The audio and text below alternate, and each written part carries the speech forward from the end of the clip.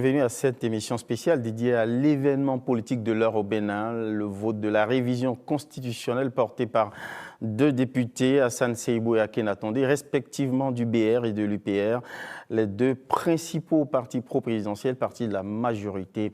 Le projet initial portait la création d'un Sénat gardien d'une trêve politique de 4 ans sur les 5 du mandat présidentiel. À l'arrivée, après le vote, la Constitution a été abondamment modifiée avec à la clé un allongement de tous les mandats électifs à 7 ans. 15 articles nouveaux, 18 modifiés. Alors, question. Révision constitutionnelle du 15 novembre 2025. Que comprendre de ces modifications? Nous recevons pour avoir des éclairages l'honorable Orden Aladatin, député UPR, président de la commission des lois du Parlement. Merci d'avoir accepté notre invitation. C'est un plaisir pour nous, M. Sono. Plaisir, mais je sens encore la fatigue sur votre visage. Pardon d'avoir écourté votre repos. Vous n'avez sans doute pas assez dormi. Merci d'avoir accepté à chaud cet exercice d'éclairage au lendemain de ce vote intervenu au cœur de la nuit, dans des conditions critiquées par les députés de l'opposition qui ont crié à la manipulation du vote, vote qu'ils considèrent comme un vote qui a été marqué par une coupure d'électricité, un vote qui trouble aussi l'opinion. Vous avez sans doute suivi nos éditions de nos journaux. L'opinion reçoit un peu difficilement, en tout cas avec des craintes, des angoisses, le vote de cette révision constitutionnelle. En tout cas, il n'y a pas eu d'accueil enthousiaste, massif, sinon mitigé. La première question que j'ai envie de vous poser, c'est de nous éclairer sur les conditions dans lesquelles le vote est intervenu. Les députés de l'opposition, aussitôt après le vote, ont indiqué qu'il y a eu une variation dans les résultats du scrutin. Tantôt on entend 108 votants, tantôt 109. Qu'est-ce qui s'est passé au détour de la coupure d'électricité, honorable Orden Aladatin? Merci, M. Ozias Nouveau. Je serai avec plaisir que nous allons expliquer à nos concitoyens le contenu de la réforme intervenue hier. Mais malheureusement, voilà avec quoi vous m'accueillez. C'est l'actualité aussi. C'est l'actualité. C'est la vie politique. Voilà. Que ne va-t-on pas créer? Qu'est-ce que les démocrates ne vont donc pas inventer pour essayer de couvrir leur plaie, mais qui déjà est puante et déjà c'est connu de plus grand nombre. La coupure, ce n'est pas une invention, à moins que je me trompe, j'en sais rien. Mais la coupure, ce n'est pas pour la première fois qu'il y a eu de coupure d'électricité au Parlement. Et déjà, dans la journée, on a eu quelques coupures. Le temps que le groupe reprenne, au fait. Ça ne dure que ça. Au Parlement, voilà. Donc, ce n'est pas pour la première fois on a des coupures d'électricité. Mais nous avons un groupe qui prend le relais aussitôt. C'est ce qui s'est passé plusieurs fois hier. Au total, 4 à 5 fois à peu près. Des coupures intermittentes. Intermittentes dans la journée. Déjà, lorsqu'on était en discussion pour la recevabilité, il y a eu une coupure. Il y a une coupure quand on était en discussion déjà au Parlement pour la recevabilité. Et quand nous avons demandé une suspension après la recevabilité pour que la commission des lois puisse se voir autour donc, de la discussion sur le contenu même de la proposition, il y a eu une coupure pendant qu'on était en commission. Mais nous n'étions pas en train de voter en commission, nous étions en train de discuter. Il y a un ami démocrate même qui a dit, quand il a pris la parole dans la salle, qui a dit pourvu qu'on ne le coupe pas le courant pendant qu'il allait opiner.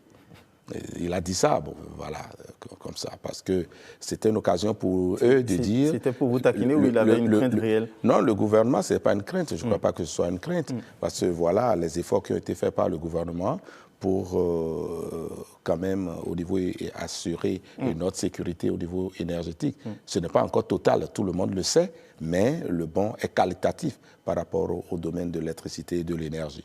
Et donc, c'était cette blague-là, à mon avis, que... C'était pour vous chahuter. Chahuter, ce que le collègue était. Ils en ont l'habitude, d'ailleurs. Vous avez dit que vous avez donné du courant à tout le monde, et voilà. Donc, voilà. Pour moi, nous étions donc dans ces blagues-là. Nous discutons beaucoup. Parfois, c'est la tension, mais nous blaguons beaucoup entre nous aussi. Voilà. Pour ce qui est arrivé, déjà, le vote, il y a eu la recevabilité. La commission a opiné, nous sommes revenus avec le texte.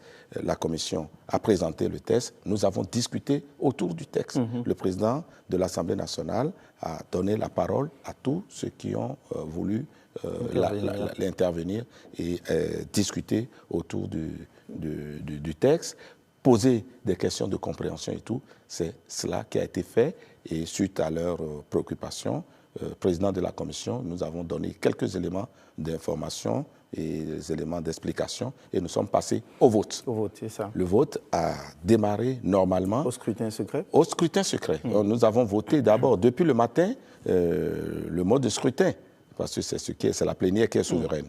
Et déjà, à ce niveau, les démocrates ont voulu que ce soit un vote à main levée. Alors que nous sommes les plus nombreux. La mouvance au Parlement, ça fait 58 plus 53 plus 28. C'est ce que la mouvance au Parlement fait. Après, aujourd'hui, nous avons des non-inscrits. Et puis, nous disons qu'il faut un vote secret.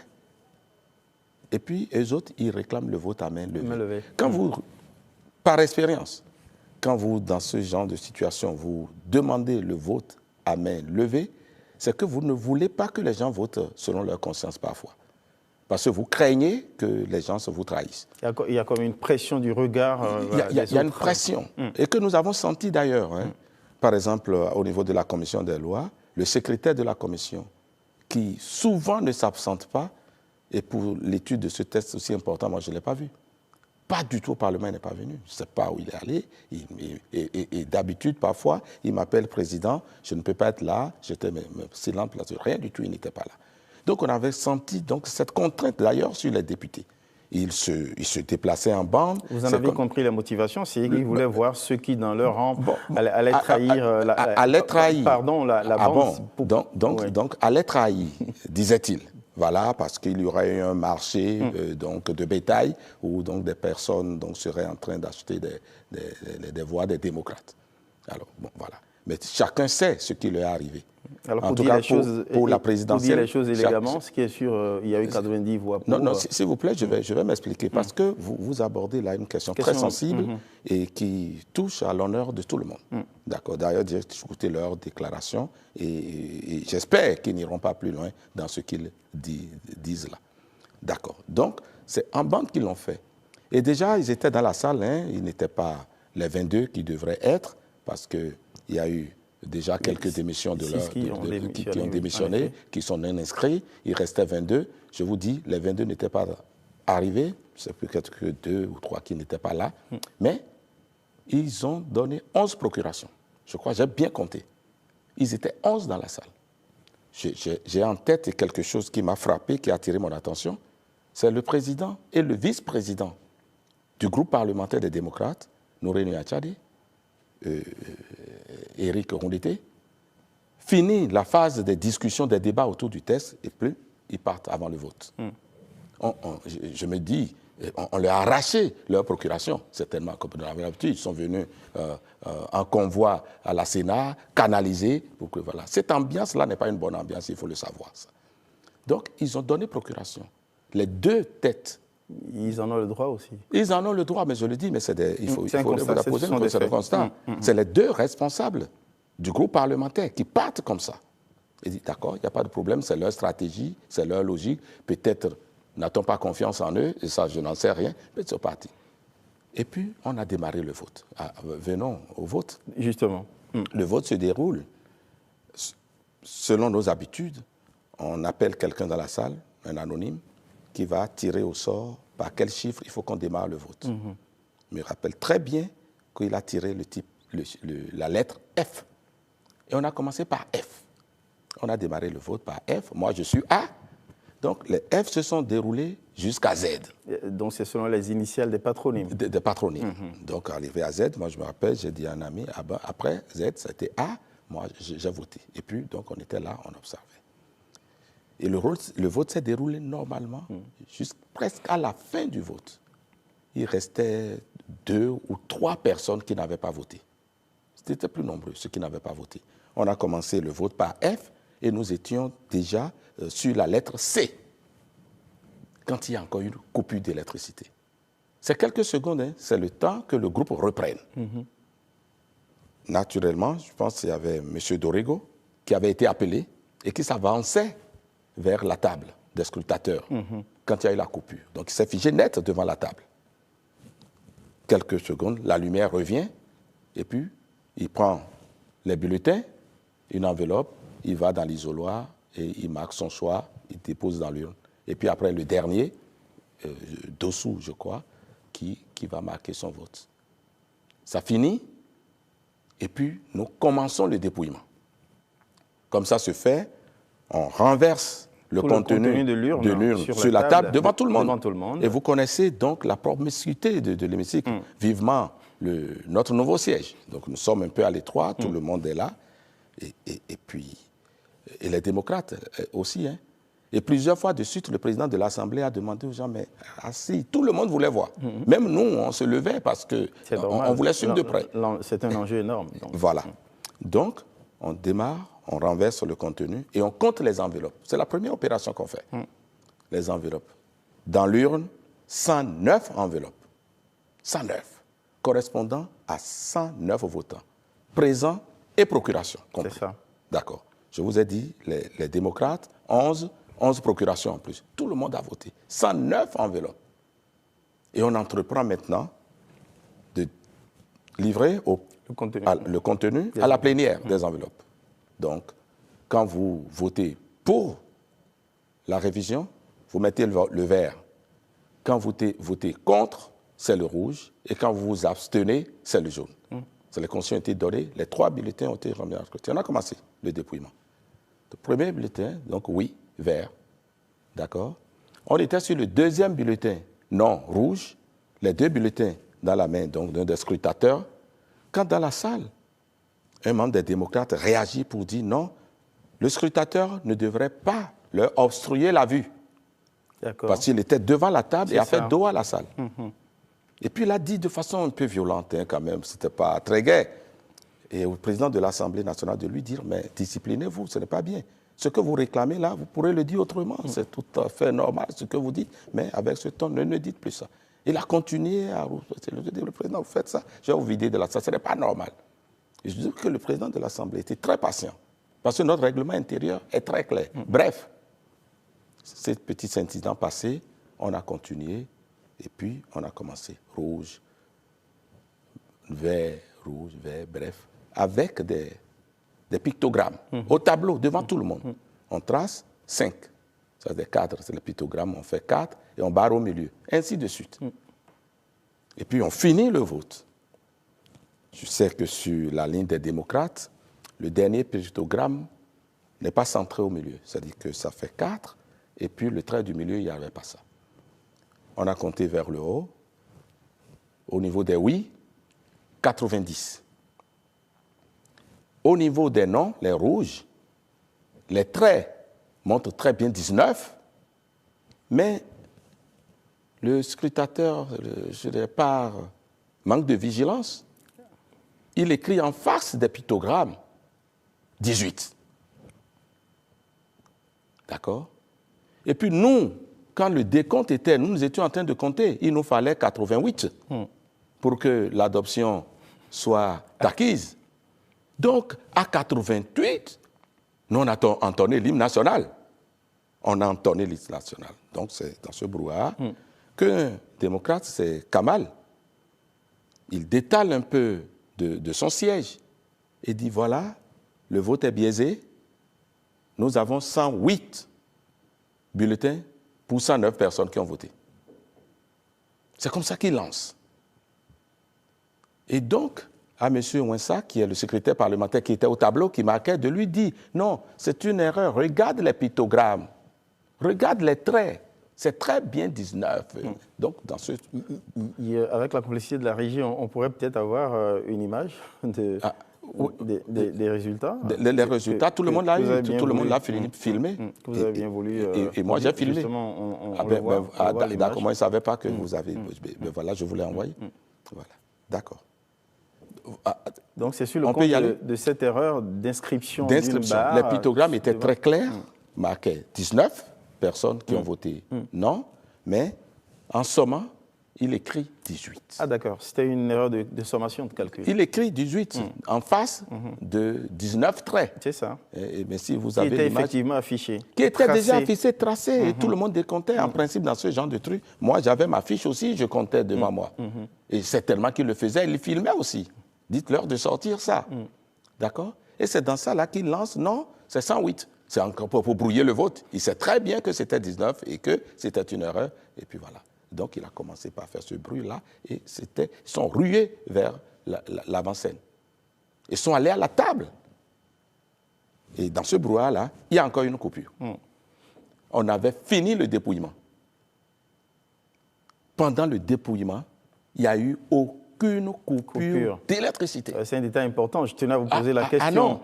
Est-ce que les résultats étaient affichés, mais clairement affichés aux yeux de tout le monde avant la coupure? Clairement affichés. Et quand l'image que je vous ai envoyée, vous allez voir si c'est une photo de noir ou pas. Clairement affichée. D'accord? Et tranquillement, le secrétaire parlementaire a barré le chiffre 18 et a remplacé par 19, qui était le vrai décompte. Et vous allez bien voir que les pictogrammes n'ont pas été barrés. Ce qui conforte en fait le vote effectué par les députés de l'opposition. 19 effectivement, c'est ça? 19 non. Ils sont 22.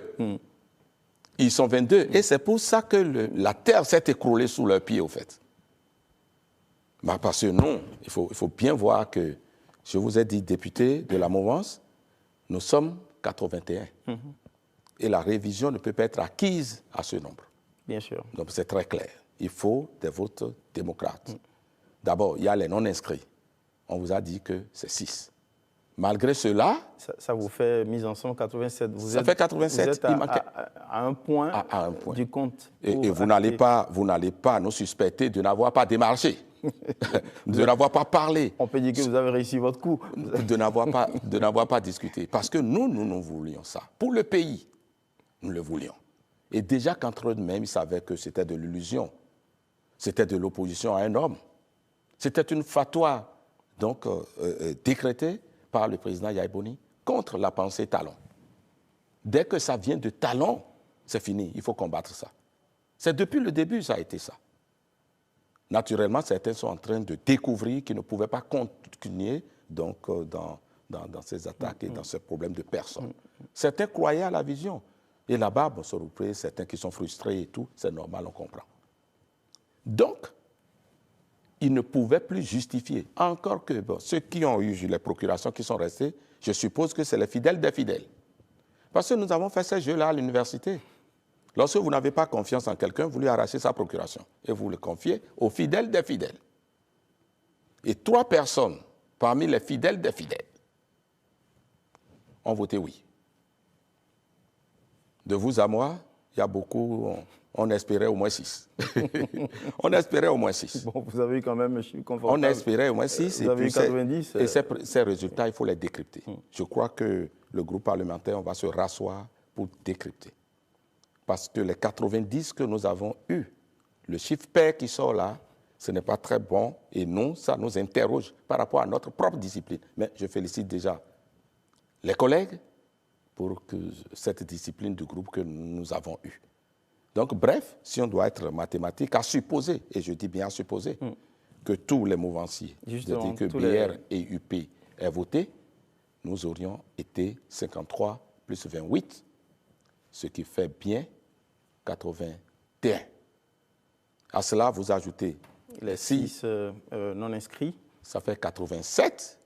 Et donc, dans leur rang, nous en avons eu 3. Bien ça veut dire que c'est un vote national.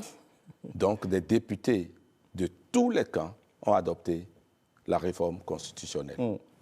Très bien. Alors donc, la révision de la Constitution a été actée à 90 voix pour et 19 contre. On va aller dans le fond. Dans le fond, D'accord.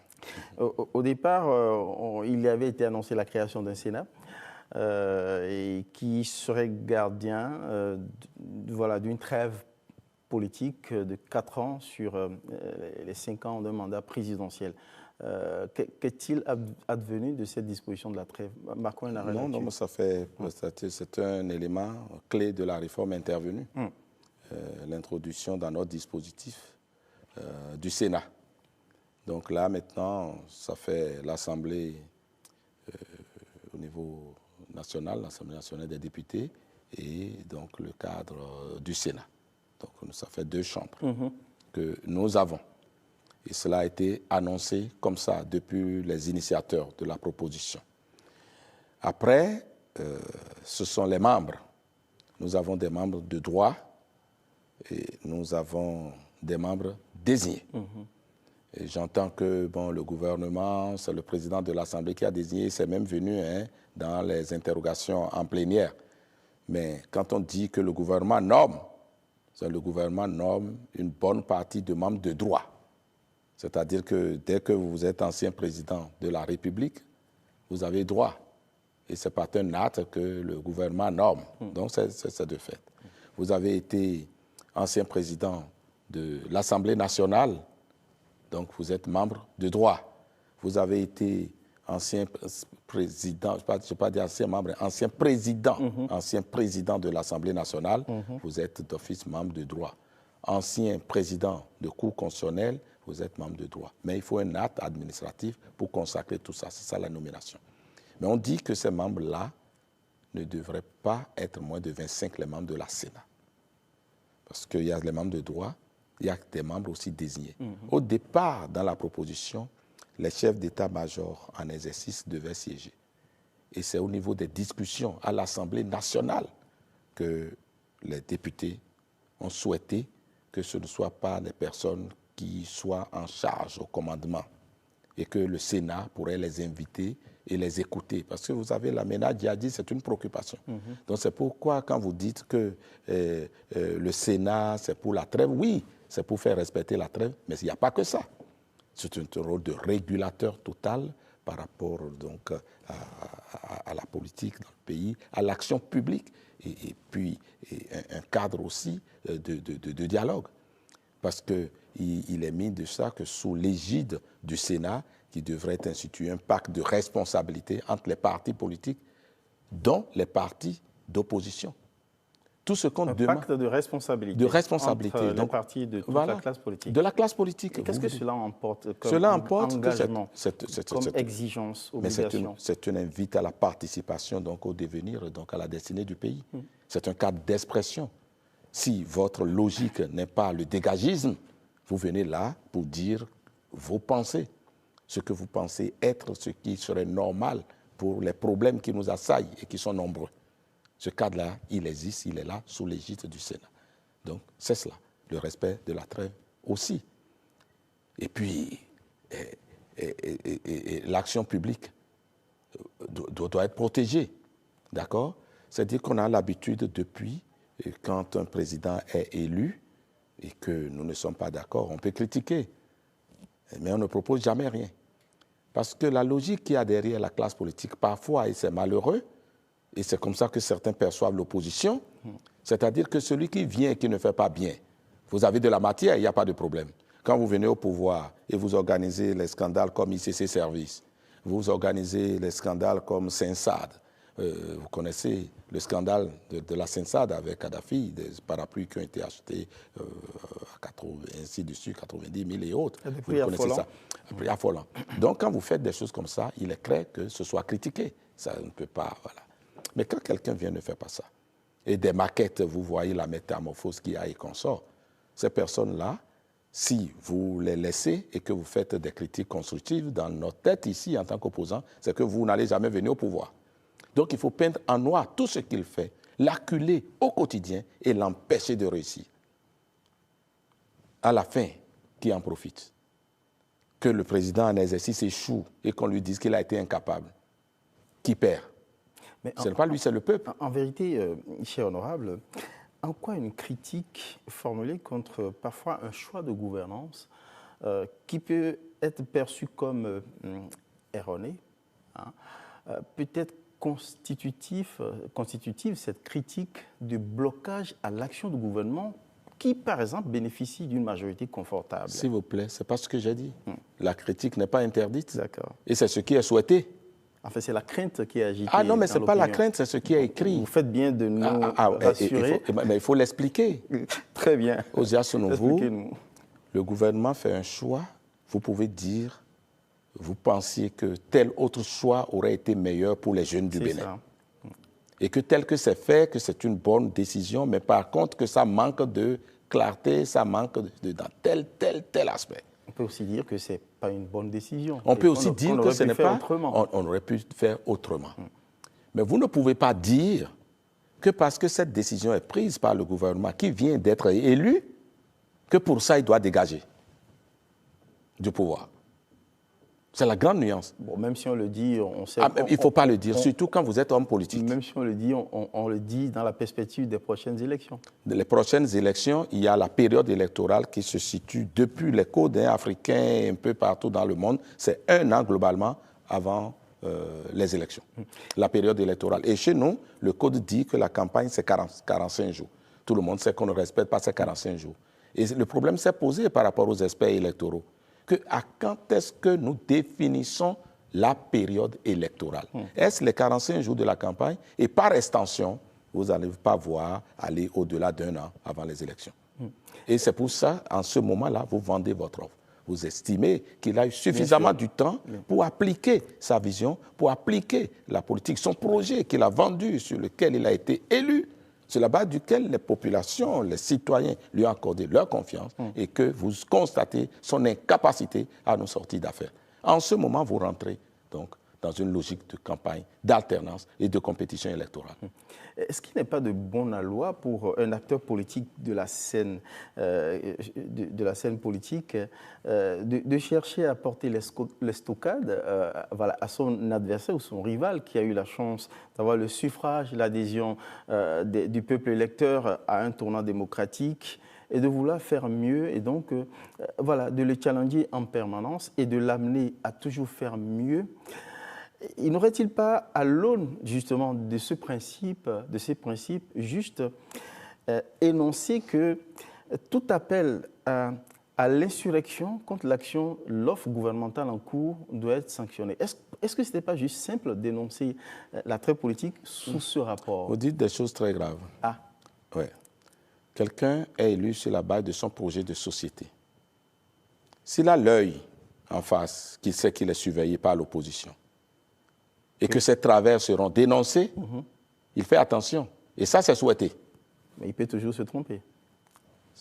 Il devrait faire attention, en tant qu'homme politique, à ne pas se tromper souvent.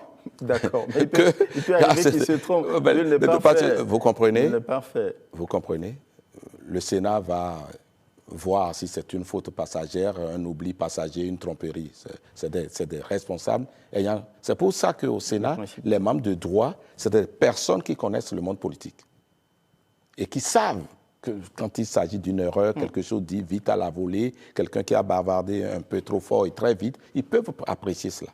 Mais allons dans l'essentiel de ce qui est souhaité. Vous pouvez donc dénoncer les travers d'un gouvernant. Ce n'est pas interdit.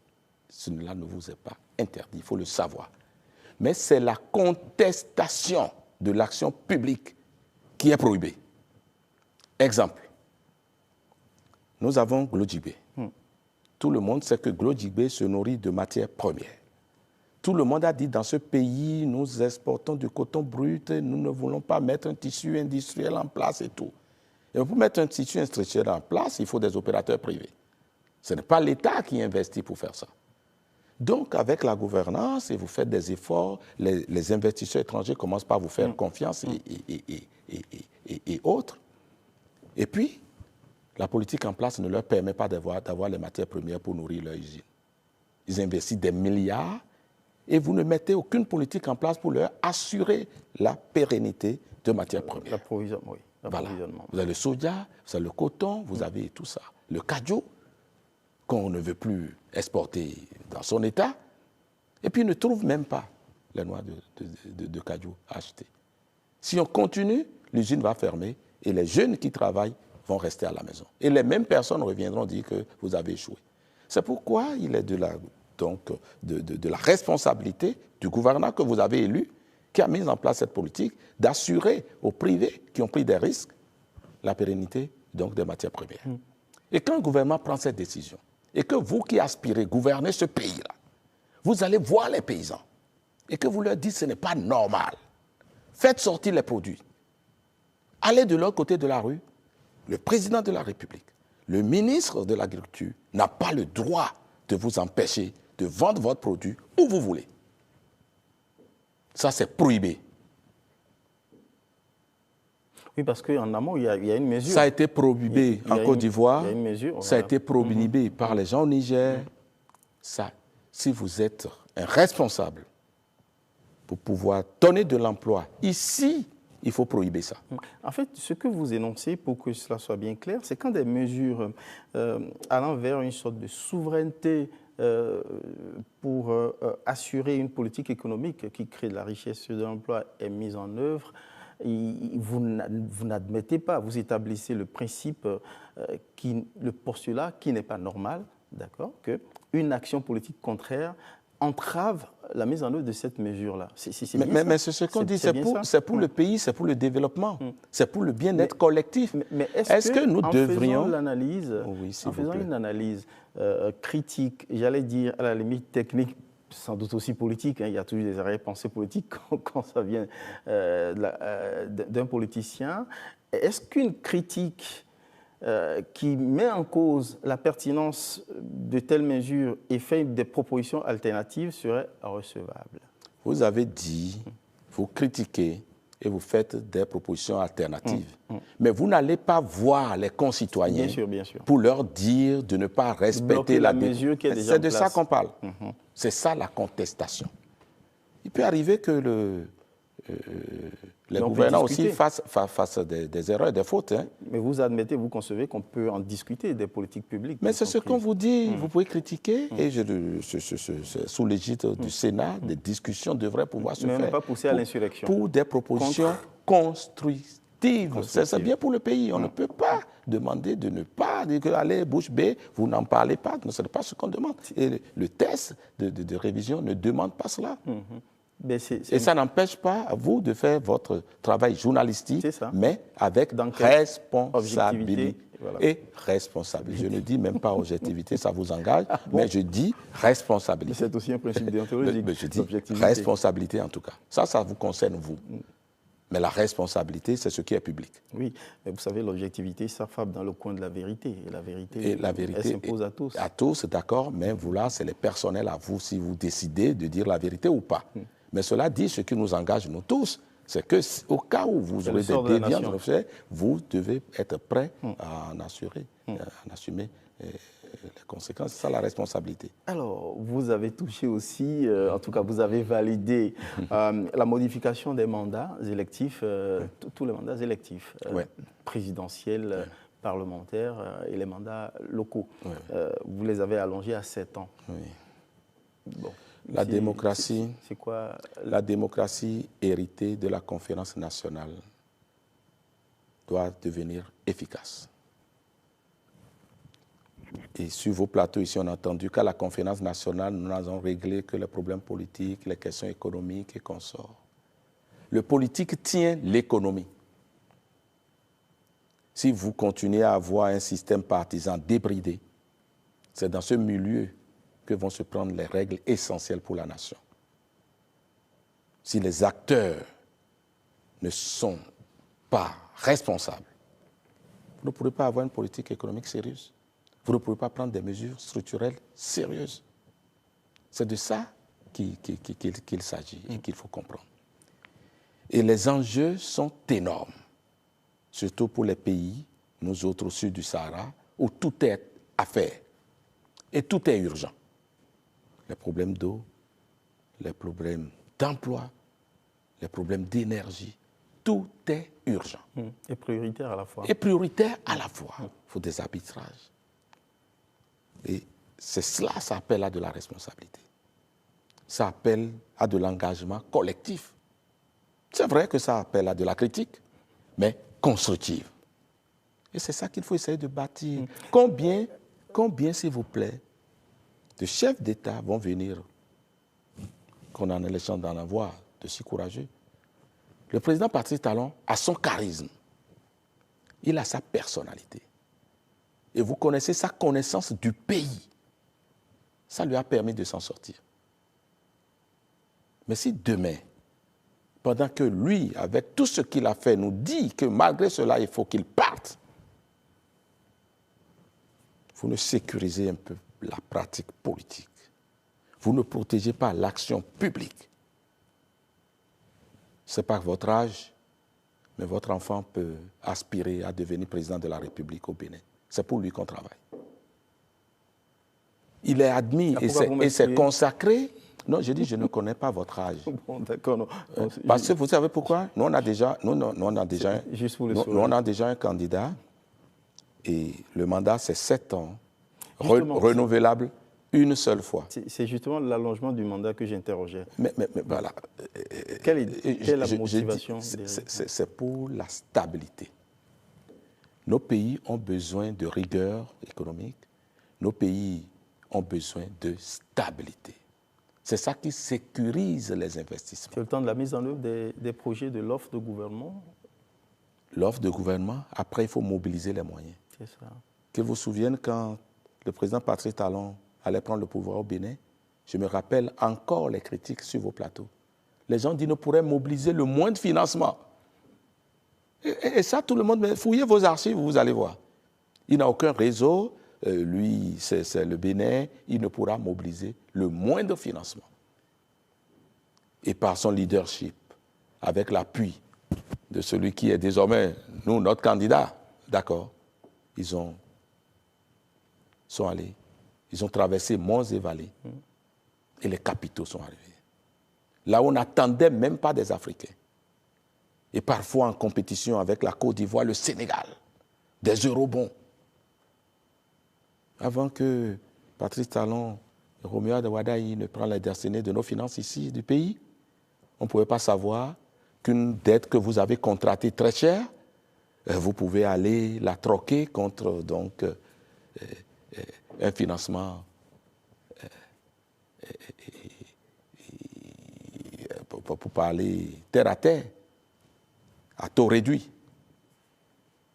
Ils ont fait ça. Même des emprunts qui ont été faits, très chers, que nos enfants devaient payer avec de la CIE. Ils ont les thèmes techniques là, je ne vais pas tout dire, mais c'est de la fierté. Ils ont le marché international, là où le Nigeria n'a pas pu, là où le Sénégal n'a pas pu, là où d'autres pays n'ont pas pris. La Côte d'Ivoire n'a pas pris. Le Bénin, et vous connaissez la position. Tout n'est pas parfait, hein? Tout n'est pas encore parfait. Mais c'est dans la durée, donc, que les choses vont s'établir. Et c'est pour ça qu'il faut de la stabilité. Justement, la stabilité, derrière la stabilité, il y a sans doute cet élément qui a motivé l'allongement du mandat, notamment présidentiel et aussi législatif. Ici, enfin, je veux dire, est-ce que cette dynamique-là a pris en compte la durée du cycle de mobilisation, de réalisation des projets, de mobilisation des financements, des décaissements, des réalisations? C'est pour ça que, enfin, un mandat de 5 ans ne suffirait pas? Mais tout le monde le sait désormais. Le président Talon nous a dit, parlons, s'il est à l'action, parfois il lui arrive de s'ouvrir à nous. Regardez le projet d'assainissement du Grand Nokoué. Ça a mis près de 4 ans à se mettre en place, les études et autres. Vous l'annoncez dans vos projets de société, le PAG le consacre et les études vous prennent 3-4 ans. Après, il y a le cycle de mobilisation du financement et après de la réalisation. Voilà. C'est vrai que malgré nous, le président de la République avait dit, et pour ceux qui le connaissent et qui connaissent les membres de sa famille, il a même menacé les gens là-dessus, parce que lui pensait que il va mettre en place la réforme du système partisan, et puis. Mais les choses ne se passent pas aussi facilement que ça. Le Bénin n'aura pas été le seul à... Non, on ne veut pas faire pas ça, on ne veut pas le faire par mimétisme, on on le fait compte tenu des problèmes réels qui se posent. Des expériences capitalisées. Capitalisées. Et depuis que le président Talon a annoncé son départ du pays, faites une petite investigation au niveau des marchés financiers et vous allez voir comment ça se passe.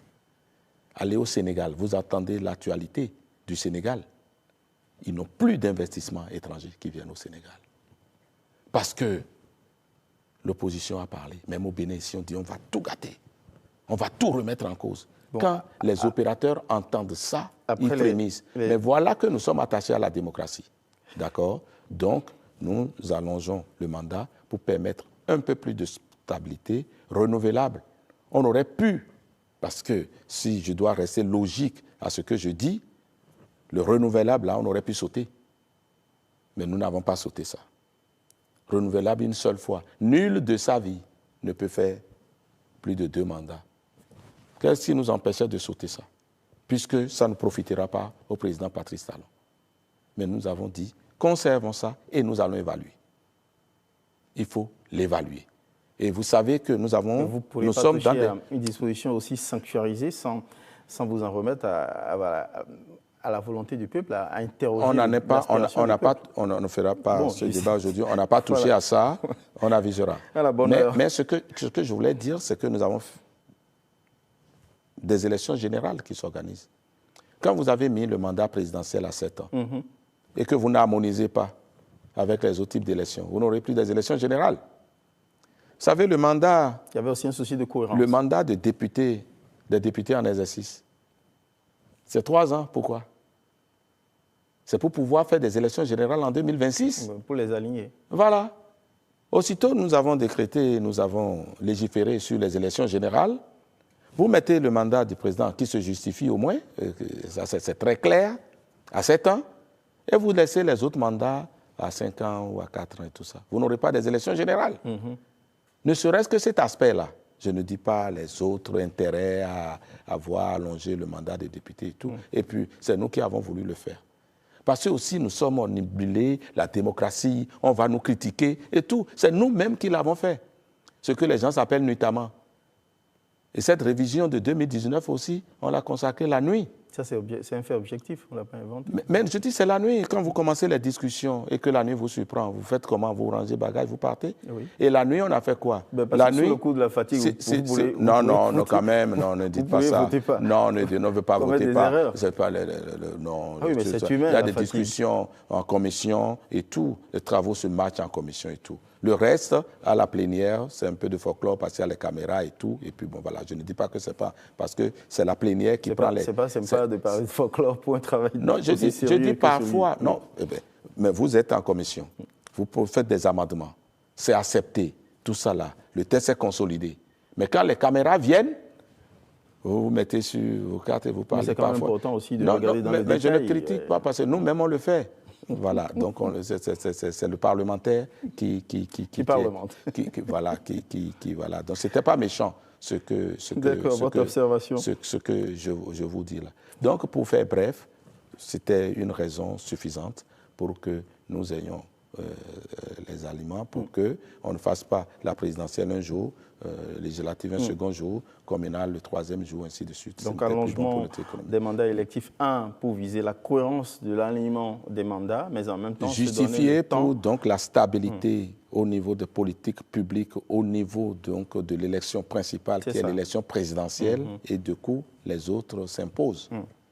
Et au-delà de la stabilité, quand même conforter le temps du déploiement de l'offre au-delà des autres raisons. Gouvernementale. Au-delà des autres raisons. Voilà. Alors, vous avez été un peu rigoureux, sévère vis-à-vis des députés, donc en indiquant qu'en stipulant que tout député qui démissionne de son parti, il perd en même temps son mandat. Mais, il est déchu. Monsieur Sounouveau, ce n'est pas ce que vous avez toujours souhaité? Quand on a fait les réformes politiques, la charte des partis politiques, on nous a reproché de n'avoir pas réglé ce problème. Quand nous sommes parvenus enfin à toucher à la révision de la commission salvatrice, c'est ça qui a permis d'avoir plus de femmes au Parlement, c'est ça qui a permis d'abolir la peine de mort, c'est ça qui a permis d'instaurer des élections générales et c'est ça qui a permis de reconnaître que les religions endogènes, et puis qui a permis. Et ça a été fait notamment, c'est ce que je vous développais. Donc, ne se voit pas la nuit pour faire du mal. Vous dites ça pour chariter la critique. Non, mais c'est la critique, on ne dit pas ça. On ne dit pas ça. Les bonnes choses aussi se font. Vous voyez. Et donc, par rapport à cette clause-là, introduite dans la Constitution, on avait une limite constitutionnelle. Parce que la question a été posée depuis, et pour ce qui me concerne, depuis la 7e législature. On a voulu le faire. Mais si on le faisait, on allait être en porte-à-faux avec la Constitution. Pour pouvoir faire des mesures préférentielles, par principe de la discrimination positive au profit des femmes, il a fallu toucher à un article de la Constitution. Donc, tant qu'on n'a pas mis dans la Constitution ce qu'on a fait là, on n'aurait pas pu le faire. Maintenant, ça vient avoir son ciment dans la Constitution que vous quittez, vous partez. C'est ce que les citoyens ont toujours demandé. Ça se fait au Sénégal, ça se fait partout.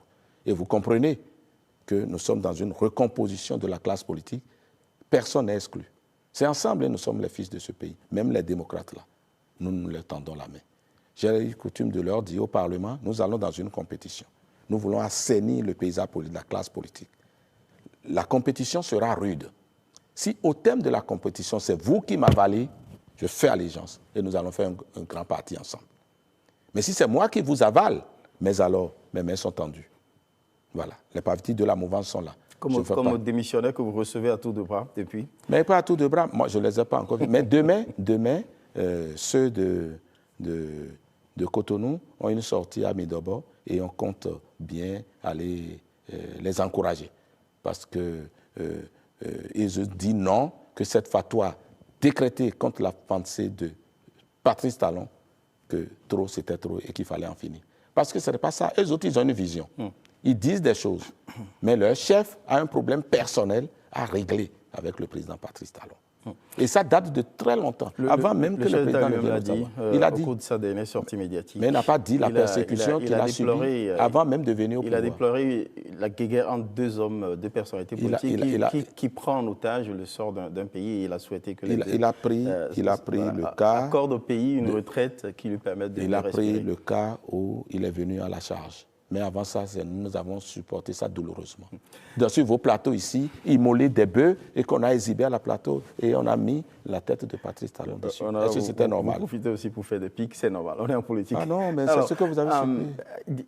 Honorable, je vais vous poser une question que tous les Béninois se posent. C'est une question suspicieuse, qui porte une grosse suspicion sur des intentions cachées, qui seraient cachées derrière cette révision constitutionnelle. C'est un moment important de ce plateau et cela vous sera présenté demain. Est-ce que, avec cette quantité d'articles modifiés et d'autres articles nouveaux introduits dans la Constitution du Bénin, vous n'essayez pas de manière sibylline de crier, de nous faire entrer dans une nouvelle république, remettre les compteurs à zéro pour permettre à votre champion, à mon nom, Patrice Talon, pour ne pas le nommer, de rempiler pour un troisième mandat déguisé? Cher ami, vous avez pris très mal de précautions pour poser la question, mais la réponse est banale. Parce que c'est une question grave. Oui, la réponse est banale. Comment vous aurez pu créer le Sénat sans mettre un dispositif en place pour dire un minimum sur ce que ça doit être? Ça nécessite la création d'articles. Oui, 2 chambres au niveau du législatif. L'une des chambres, c'est l'Assemblée nationale. Si on devrait même suivre le nombre de dispositifs qu'il y a autour de l'Assemblée nationale et le reconduire vers le Sénat créé, on aurait eu plus. Déjà, c'est à travers tout le test, les dispositions qu'on a dû changer, toucher et tout, du fait du Sénat, vous en avez une dizaine dans le nombre que vous indiquez là. Vous comprenez? Donc, ce n'est pas des éléments nouveaux. Depuis, nous tournons autour de 3 à 4 éléments essentiels que nous avons touchés. Et quand vous l'opposez de cette manière au nombre d'articles, le public peut-être ne peut pas faire le rapport. Depuis là, on tourne autour de 3 à 4 points. C'est ça, c'est les points essentiels que nous avons touchés. Nous avons dit le Sénat. Après, nous avons dit quoi? Nous avons dit le mandat. Nous l'avons dit. Et dans le préambule... Après, nous avons parlé de trêve, on en a parlé. Vous avez stipulé dans le préambule de la nécessité de préserver les acquis de développement, mais les acquis démocratiques, je n'en ai pas vu trace. Mais les acquis démocratiques, regardez les attributions du Sénat. Ils sont là pour veiller à la démocratie, à la stabilité politique du pays. Honorable, voilà. Et je réponds à votre question. Répondez à ma question à présent. Je vais répondre à votre question. J'ai dit sur des plateaux, et avec vous ici, au Bénin ici, le jour où un président de la République, un député ou un autre, va initier une révision constitutionnelle. Opportuniste. Et que, non, je ne qualifie pas encore, et que dans la lettre de son projet ou de sa proposition, vous allez le voir supprimer le bout de phrase « Nul de sa vie ne peut faire plus de 2 mandats », il faut nourrir de la suspicion. Mais tant que ce bout de phrase, je l'ai dit sur ce plateau, regardez dans vos archives, vous allez voir, tant que ce bout de phrase survivra dans la Constitution, personne ne pourra prétexter d'une nouvelle République pour se maintenir au pouvoir. À supposer même qu'il y ait le débat qui induise que ce qu'on a fait là suppose une nouvelle République. Tant que vous aurez dans le texte nul de sa vie, à moins de ressusciter. C'est le président de la République même qui a blagué autour de ça la fois dernière quand on lui a dit ce que disait. Et il le suit lui-même, à moins de ressusciter. Donc, ce n'est pas possible. Ce n'est pas possible. Et c'est pour ça qu'il faut saluer l'homme. Parce que tout le monde, au fait, vous avez parlé des populations au début qui étaient anxieuses et tout ça, mais au fait, ce que craignaient les populations, en ce moment précis, les députés sont en train de vouloir toucher aux têtes fondamentales pour permettre à Patrice Talon de s'éterniser au pouvoir. C'est ce qu'ils ont craint. Et là, le jour s'est levé et ils ont vu que cette décision de monsieur, chapeau à notre chef, que cette décision-là, ça demeure. Donc vous n'avez pas et que nul de sa vie, on l'a amélioré. Avant, là, il y a eu des débats sur les plateaux pour dire en aucun cas, nul. En aucun cas, là, on a enlevé pour que cette contradiction suspicieuse-là, on veut enlever la suspicion pour être clair. Nul de sa vie au Bénin ne peut faire plus de 2 mandats. Et je suis en train d'entendre sur RFI. Quand RFI parle, ils vous disent quoi? 2 choses. L'institution du Sénat, l'allongement du mandat, et puis ils ajoutent le nombre de mandats reste limité à 2. Et donc, Patrice Talon ne se représente plus. Est-ce que vous m'avez entendu? Mais ce n'est pas à RFI de donner caution. Voilà, mais je ne dis pas caution. Vous avez posé... Non, mais s'il vous plaît. Vous parlez aux citoyens. Merci. Non, attendez, vous nous avez rassurés. Mais je parle de partout. Non, mais il y a le Bénin qui devient une école, non? Mais ceux qui drainent l'information vers l'extérieur, il y a vous, mais il y a les autres. C'est ce que je vous dis. Les autres aussi nous écoutent. Et tout notre peuple a craint que nous étions vus pour que le président Patrice Talon. Mais il y en a beaucoup qui disent, mais allez, faites ça hein, pour qu'il reste. Vous savez que beaucoup disent ça aussi, mais nous ne l'avons pas fait. Merci. Saluez-nous pour ça. Merci, c'est pour ça que je vous dis merci. Au nom du peuple qui nous suit, voilà, le député Orden Aladati était passé pour nous apporter de l'éclairage sur les intentions, expliquer les conditions dans lesquelles le vote de la modification constitutionnelle est intervenue dans la nuit du vendredi au samedi. Il nous rassure que, en tout cas, quelque attachement qu'ils aient à leur champion Patrice Talon, les acteurs politiques de la majorité présidentielle n'ont pas l'intention de le priver de ses vacances parce qu'il a envie d'avoir une autre vie après ces 2 mandats. Merci d'être passé nous rassurer. Merci pour vos éclairages. Mais merci à vous. Et mais les vacances de Patrice Talon, il doit nous appuyer. Nous sommes demandeurs. Il doit avoir un œil sur nous. On le veut bien. Cela appartient à vous. C'est des arrangements pour vous. Merci beaucoup. Merci de nous avoir suivis. Et que vive la démocratie au Bénin. Et vive le Bénin. Que vive le Bénin. Merci. Merci beaucoup. Merci à vous. Merci d'être passé.